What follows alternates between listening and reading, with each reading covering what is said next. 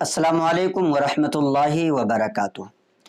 माह रमज़ान में पढ़े हुए कुरान के हवाले से बहुत सारे सवालात हैं, जिनमें से ये सवालात अहम हैं जिनको आज मैं आपके सामने रखूँगा कि क्या रमज़ान का कुरान बख्शना ये ज़रूरी है, रमज़ान का कुरान किस तरीक़े से बख्शें, मुर्दों को उसका सवाब कैसे पहुँचाएँ, क्या माह रमज़ान का कुरान रमज़ान में ही बख्शना ज़रूरी है या माह रमज़ान के बाद भी इसको बख्शा जा सकता है। तो बहुत अहम अहम मसाइल हैं, आपके लिए जानना ज़रूरी है। इंशाअल्लाह तबारक व तआला इसको आप सीखेंगे और अपने दोस्तों तक भी पहुँचाने की कोशिश करेंगे। रमज़ान मुबारक में जो आप कुरान पढ़ते हैं उसका बख्शना कोई ज़रूरी नहीं है। अगर आप किसी मरहूम को उसका सवाब पहुंचाना चाहते हैं तो पहुंचा सकते हैं, इसमें कोई हर्ज नहीं है। और आप ये चाहते हैं कि जो आपने पढ़ा है उसका सवाब आप ही को मिल जाए तो वो आप ही के नाम आमाल में आम तौर पर लिखा जाता है। जो भी बंदा नेक काम करता है वो नेक काम का जो सवाब अज्र होता है अल्लाह तबारक व तआला उस बंदे के नाम आमाल में लिख देता है। अब अगर वो किसी को सवाब पहुंचाना चाहे, किसी को ईसाल करना चाहे कि जो कुछ उसने पढ़ा है, कुरान की जो आयतें, कुरान की जो सूरतें या पूरा कुरान या कई कुरान पढ़ा है, और वो ये दुआ करे कि इलाहुल आलमीन इन चीज़ों का जो भी सवाब बनता है वो हमारे फला मरहूम को पहुंचा दे। मिसाल के तौर पर वालिद साहब को, अम्मी को, नानी को, नाना को, दादी को, दादा को, जो भी मरहूमीन इस दुनिया से जा चुके हैं, जिनके लिए भी वो इसाले सवाब की नियत करेगा या अपनी ज़ुबान से कहेगा, उनको वो सवाब पहुंच जाएगा। तो इसाले सवाब करने के लिए कोई ख़ास तरीक़ा ऐसा मुकर्रर नहीं है।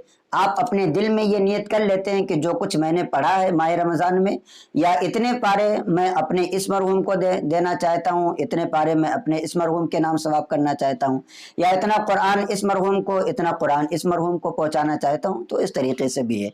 अलबत्ता आला हज़रत रज़ियल्लाहु ताला अन्हु ने एक बहुत ही बेहतरीन चीज़ हमारे लिए बयान फरमाई है।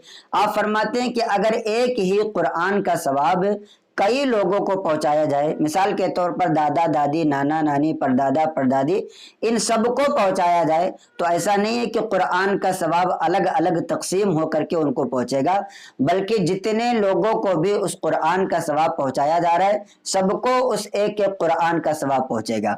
तो आपके लिए ये फ़ायदे की चीज़ है कि जितना ज़्यादा हो सकता है आप अपने मरहूमीन को इसाले सवाब की नियत करें, ताकि अगर आप एक मरतबा कुरान पढ़ रहे हैं और अल्लाह तबारक व तआला की रहमत इतनी वसी है कि आप जितने लोगों को भी चाहें उस कुरान का सवाब पहुंचा सकते हैं।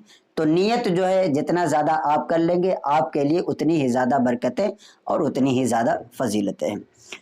दूसरी चीज़ ये है कि रमज़ान का कुरान कैसे बख्शे।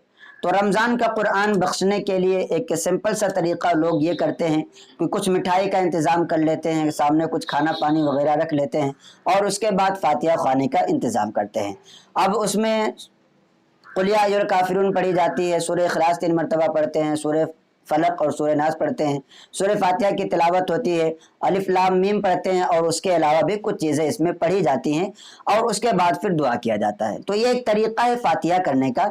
आप इस तरीक़े से भी कर सकते हैं और दूसरे तरीक़े भी आप अपना सकते हैं, इसमें किसी तरह का कोई मसला नहीं है। बस आपके दिल में जो नियत होगी अल्लाह तबारक व तआला आपके दिल की नियत के एतबार से आपको उसका सवाब दे देगा और आपके मरहूमीन को उसका सवाब मिल जाएगा। तीसरी चीज़ जो ये है कि क्या रमज़ान में पढ़ा हुआ कुरान सिर्फ रमज़ान में ही बख्शा जा सकता है। तो आप इस बारे में याद रखिए कि कोई भी काम हो, चाहे रमज़ान में पढ़ा हुआ कुरान हो या और दूसरे महीनों में पढ़ा हुआ कुरान हो, आप जिस महीने में भी चाहें, जिस वक्त में भी चाहें, उसे अपने मरहूम के लिए इसाले सवाब कर सकते हैं। अलबत्ता जैसे रमज़ान में जो चीज़ें नेक काम किए होते हैं उनका सवाब अल्लाह तबारक व तआला 70 गुना तक बढ़ा देता है। तो इसमें आपके लिए फ़ायदा ये है कि माह रमज़ान में जो कुरान पढ़ें उसे माह रमज़ान में ही अगर अपने मरहूमीन को बख्श देते हैं या अपने ही नाम आमाल में नेकियों के लिए दुआ करते हैं तो आपको 70 गुना बढ़ा करके दिया जाएगा और ये आपके लिए बेनिफिट और आपके लिए फ़ायदे की चीज़ है। तो इसलिए अगर आप मरहूमीन के लिए इसाले सवाब करना चाहें तो आप इसाले सवाब करें। اور ان کو ان چیزوں کا ثواب پہنچائیں، تاکہ اگر ان کی قبروں میں کسی قسم کا عذاب ہو رہا ہو، کوئی تکلیف ہو رہی ہو، تو اللہ تبارک و تعالیٰ آپ کے پڑھے ہوئے کی برکت سے ان کے عذاب کو میں کمی فرما دے، ان کے عذاب کو کم کر دے، اور اسی طریقے سے ان کے نامہ اعمال میں نیکیوں کا بھی ذخیرہ ہو جائے، تاکہ قیامت کے دن اللہ تبارک و تعالیٰ کے سامنے جب حساب و کتاب بندے کو دینا ہو تو اسے کسی شرمندگی کا احساس نہ ہو، اور اللہ تبارک و تعالیٰ اسے جنت میں اعلیٰ مقام عطا فرمائے۔ تو یہ کچھ چیزیں تھی جسے میں نے آپ کے سامنے کلیئر کرنے کی کوشش کی ہے۔ اس کے علاوہ بھی اگر آپ کے کچھ سوالات ہیں تو آپ کمنٹ کریں، انشاءاللہ تبارک و تعالیٰ ان تمام چیزوں پر آپ کے سامنے کلپ لانے کی کوشش کی جائے گی، اور آپ کو اسلامی باتیں سکھانے کی مکمل کوشش کی جائے گی۔ السلام علیکم ورحمۃ اللہ وبرکاتہ۔